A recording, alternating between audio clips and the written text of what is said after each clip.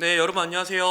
한우준입니다. 네, 화요일부터 금요일까지 계속해서 촬영을 하고 있고요. 화요일 같은 경우에는 원투펀치 플러스 촬영을 했고요. 그리고 수요일 같은 경우에는 정원 해설위원과 함께 원투펀치 플러스 촬영을 했고, 목요일 새벽에는 UEFA 슈퍼컵이 있었잖아요. 그렇기 때문에 스포티비에서 제가 킥오프 쇼와 리뷰쇼를 진행을 했었고요. 그리고 금요일 오늘 역시 원투펀치 플러스 촬영을 하고 있는 상황입니다. 자, 오늘 주제는 토트넘, 이 손흥민 선수와 메디슨이 빠진 자리에 과연 어떤 선수가 이 공백을 메울지에 대해서 한번 주제를 다뤄보도록 하겠습니다. 목요일 새벽에 UEFA 슈퍼컵이 치러졌었습니다. 토트넘과 파리 생제르맹의 경기가 치러졌었는데 토트넘이 2대0으로 앞서고 있었다가 후반전에 두 골을 실점하게 되면서 2대2가 됐고, 결국 승부차기 가는 끝에 파리 생제르맹이 역전에 성공을 하면서 우승컵을 들어 올리게 되었는데요. 일단은 토트넘 얘기를 좀 해보려고 합니다. 손흥민 선수가 LAFC로 이적을 했고, 그리고 메디슨 선수도 상암 월드컵 경기에서 치러진 뉴캐슬과의 경기에서 십자인대 부상을 당하게 되면서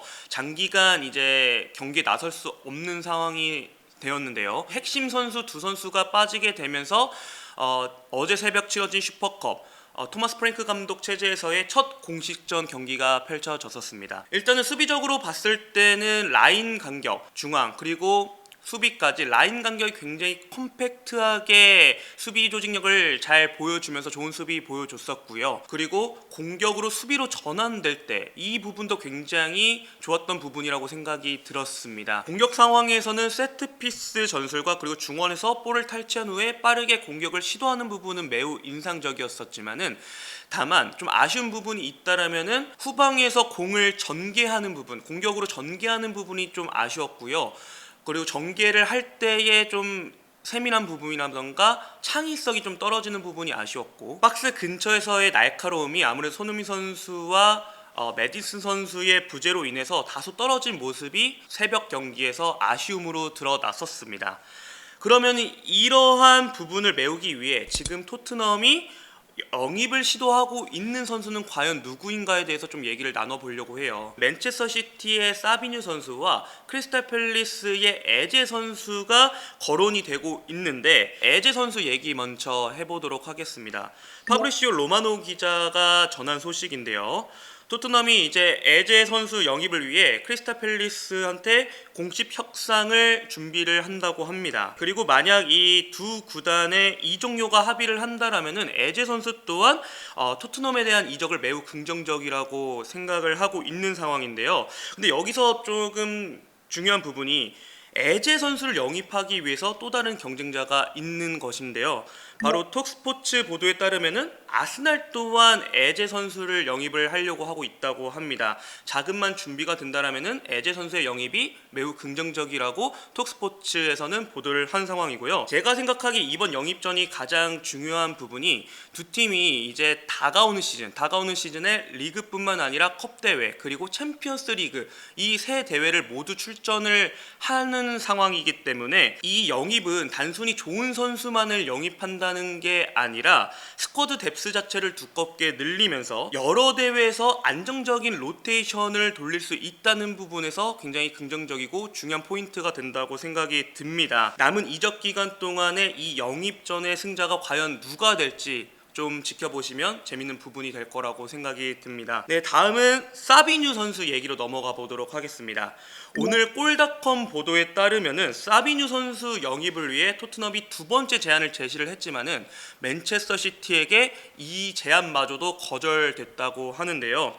일단 원래 토트넘 같은 경우에는 브라질 출신 니콜라 기자에 따르면은 4,200만 파운드의 금액으로 사비뉴 선수를 데려오려고 했지만 맨체스터 시티가 6,700만 파운드 이상의 금액 아니면은 안 된다라고 좀 얘기를 했고요. 오센 기사에 따르면은 파브리시오 로마노 기자는 사비뉴 선수 이적료가 옵션 포함 7천만 유로 이상을 전망을 했다고 합니다. 그렇게 해서 이제 첫 제안이 거절이 당했는데, 오늘 토트넘이 이제 7천만 유로를 맨체스터 시티에게 제안을 했지만은 이것마저도 맨체스터 시티가 거절을 하게 되면서 두 번째 거절을 당했다고 했습니다.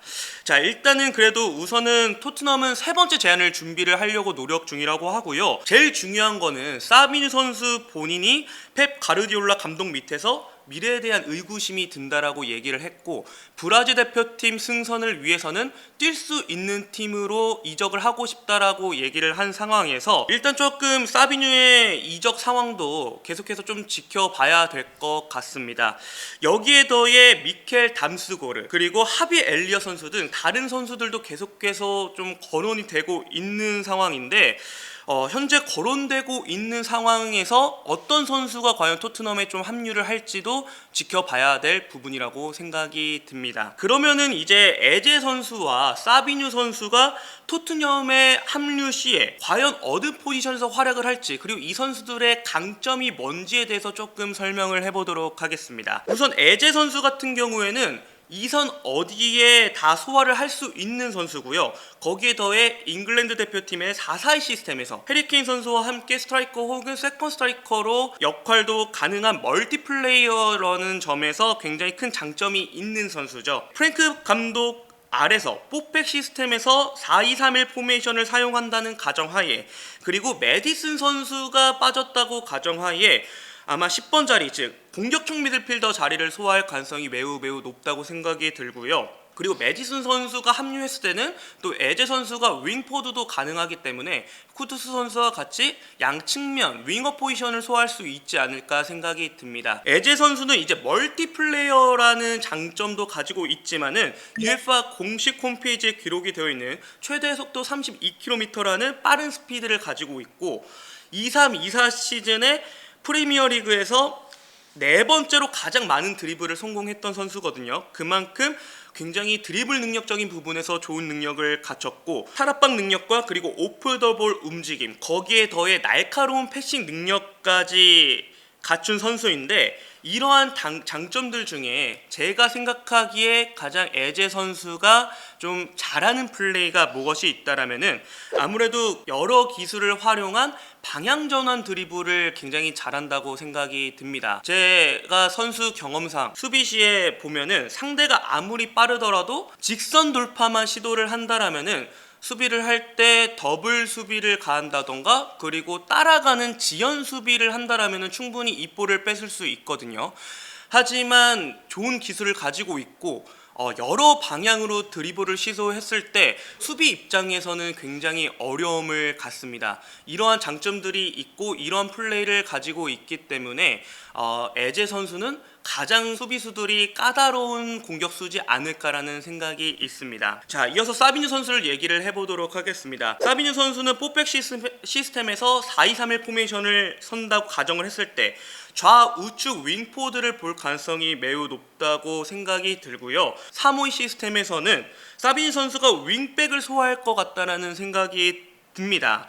윙백 자리를 섰을 때는 공격 시에 한쪽 윙백은 안정적으로 좀 유지를 하고, 사비뉴 선수 같은 경우에는 굉장히 높게 전진을 하면서 사비뉴 선수가 잘하는 돌파 능력을 더욱더 잘할 수 있게끔 토마스 프랭크 감독이 사비뉴 선수를 잘 활용할 것 같다라는 생각이 드는데요. 사비뉴 선수도 에제 선수와 같이 드리블 능력이 굉장히 좋은 선수로 이름이 알려져 있는데, 지난 시즌 프리미어리그에서 리그 내에서 6번째로 높은 90분당 드리블 성공률을 보여줄 정도로 드리블 부분에서는 굉장히 일가견이 있는 선수입니다. 자신의 드리블 능력을 최대한 보여주고, 그리고 왼발 킥력과 슈팅력 등 날카로움을 가지고 있는 사비뉴 선수인데요. 다만 조금 드리블적인 패턴 부분이 조금 더 다양해지고 플레이적의 기복만 좀 최소화한다라면은 더욱더 다가오는 시즌에 좀 좋은 모습을 보여줄 수 있는 선수라고 제 개인적으로 생각이 듭니다. 사실 지난 시즌 토트넘의 측면 브레넌 존슨과 그리고 클룹셉스키 선수가 썼을 때 아쉬웠던 부분이 측면에서의 단조로운 플레이, 그리고 돌파력 부분에서 굉장히 좀 아쉬운 모습을 보였었는데요. 이번 영입된 쿠두스 선수와 더불어 지금 언급이 되고 있는 에제 선수와 사비뉴 선수가 영입이 된다라면은 아쉬웠던 부분들을 좀 채워줄 수 있을 것 같고, 또 이번 슈퍼컵 경기에서 나타났던 공격 전개 시의 세밀함과 창의성, 그리고 박스 근처에서의 날카로움을 어느 부분 정도 좀 채워줄 수 있지 않을까 생각이 듭니다. 손흥민 선수의 그 7번이 그냥 개인적으로 어떤 선수한테 조금 잘 어울릴까요? 만약에 영입된다고 하면. 이거 좀 잘 말해야 할 것 같은데 아무래도 손흥민 선수가 토트넘에 10년 동안 몸담으면서 쌓아왔던 기록과 그리고 헌신, 리더십 같은 부분들을 너무나 잘 보여줬기 때문에 토트넘의 넥스트 7번은 누가 될 것인가 굉장히 중요한 부분이라고 생각이 드는데요. 아무래도 좀 사비뉴 선수가 7번을 좀 이어받지 않을까라는 생각이 들어요. 아무래도 손흥민 선수처럼 윙어 포지션에 주로 꾸준히 뛰는 선수기도 하고 그렇기 때문에 아무래도 좀 사비뉴 선수가 7번에 좀 잘 어울린다라는 생각이 있습니다. 임정원들이 만약에 영입이 되면은 자리가 많이 포화 상태가 될 텐데 그럼 클루세프스키가 2선으로 내려갈 상황도 발생이 될까요? 아무래도 이제 앞서 말씀드렸지만은 토트넘 같은 경우에는 리그컵 대회 그리고 챔피언스 리그까지 많은 경기를 소화를 하다 보니까는 스쿼드 뎁스를 두껍게 만드는 게 토트넘 입장에서는 굉장히 중요하다고 생각이 들어요. 그렇기 때문에 클루세스키 선수도 2선에서 특히 공격형 미드필더 자리에서도 소화를 가능한 선수고 측면 윙포드도 가능한 선수이기 때문에 여러 상황에 따라서 특히 이제 메딘 선수가 조금 장기 부상을 당하게 돼서 공백이 생겼기 때문에 에제 선수가 영입이 된다라면은 에제 선수도 10번 자리에서 역할을 할 수 있고 또 클루세스키 선수도 상황에 따라서 10번 자리에 배치가 되면서 에제, 쿠두스 그리고 사비뉴 선수가 윙포드를 보면서 여러 가지의 공격 옵션 선택이 좀 늘어나지 않을까라는 생각이 있습니다. 그리고 작년에 유로파 리그 우승을 차지를 하긴 했지만 리그 성적은 그닥 그렇게 좋지 못했어요. 근데 이번에 윙 자원들을 많이 영입을 함으로써 다시 빅6의 자리를 꿰찰 수 있을 가능성이 높은지. 일단 아무래도 감독이 바뀌었습니다.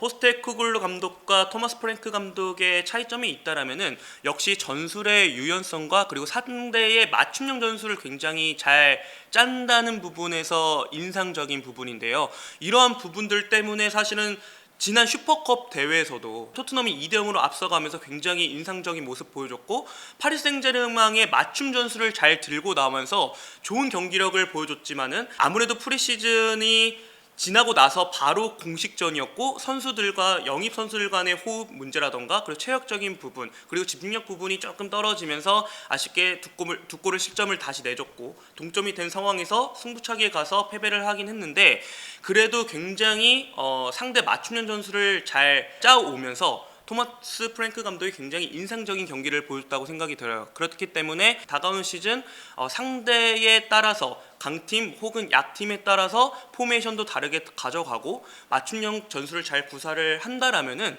충분히 리그에서는 17위 이상 그리고 굉장히 좋은 모습을 좀 보여줄 수 있지 않을까라는 생각이 있습니다. 그래서 올 시즌 토트넘은 예상 순위가 어떻게 될까요? 오늘 굉장히 좀 훅 들어온 질문을 많이 하시는데요. 예상을 많이 할 거니까 다른 유튜브 채널에서도 제가 생각하기에는 그래도 유로파 리그 순위까지는 올라올 수 있지 않을까라는 생각이 있습니다. 조심스럽게 예상해 봅니다.